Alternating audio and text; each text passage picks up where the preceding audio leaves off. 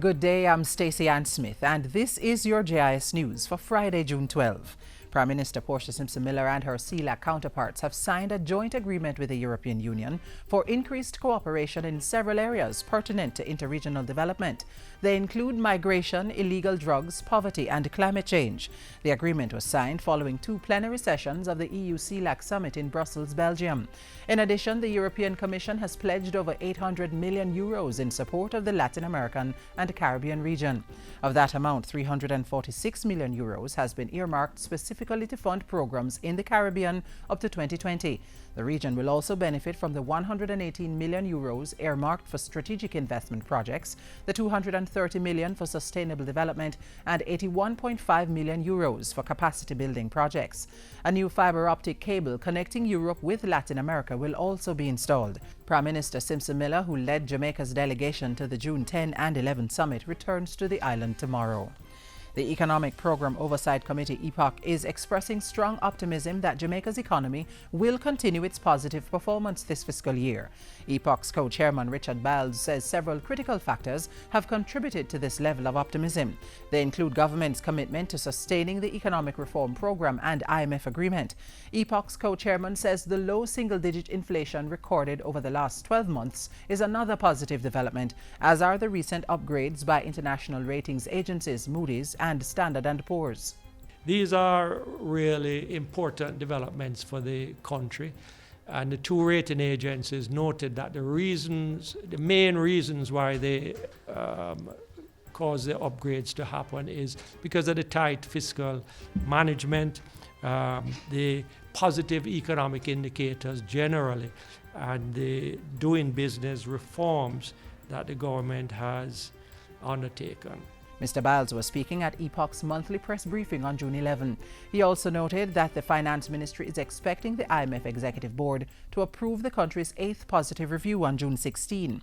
Upon approval, Jamaica will get the equivalent of $40 million from the IMF. The Ministry of Health is reminding Jamaicans that the symptoms of the Zika virus are similar to those of other vector-borne diseases caused by the Aedes aegypti mosquito. There are no cases of the Zika virus suspected or confirmed in Jamaica, but Principal Medical Officer and National Epidemiologist Dr. Karen Webster-Carr still wants people to bear in mind that it takes 3 to 7 days for symptoms to begin appearing. They include sudden fever, joint and muscle pains, headache, and a rash. What's kind of different about Zika has this red eye, the swelling of the legs. You may have some paralysis. One that is mentioned often is facial nerve palsy or facial nerve weakness. Some people may also have an autoimmune reaction to it. Usually a very mild viral infection, so persons can actually stay at home with it using paracetamol. However, if you are having something that is different or severe, the suggestion is for you to seek medical attention. Dr. Webster-Carr was speaking at a JIS think tank on Tuesday. Meanwhile, the public is being asked to open their windows and doors when health ministry teams carry out fogging exercises in their communities. This particular mosquito, the Aedes aegypti mosquito, she feeds inside and she rests inside. And so if the fog does not get a chance to drift on the inside, then we're not going to be able to kill this mosquito. Medical entomologist Shireen Huntley-Jones explained that as a timid feeder, the Zika virus-causing mosquito will bite and infect several persons in a household to get blood to fertilize its eggs. The ministry's fogging team will be in the Orange Grove, Waterworks, Stillwell Road and Kellypan corporate area communities tomorrow. ULV sprayer teams will also be at Tucker Avenue, Long Mountain and Beverly Hills. For the full fogging schedule, visit jis.gov.jm. And finally, over 1,000 people have registered to attend the 6th Biennial Jamaica Diaspora Conference. It begins tomorrow at the Montego Bay Convention Center. Organizers say Jamaicans are coming from as far away as Namibia, Belgium and Sudan.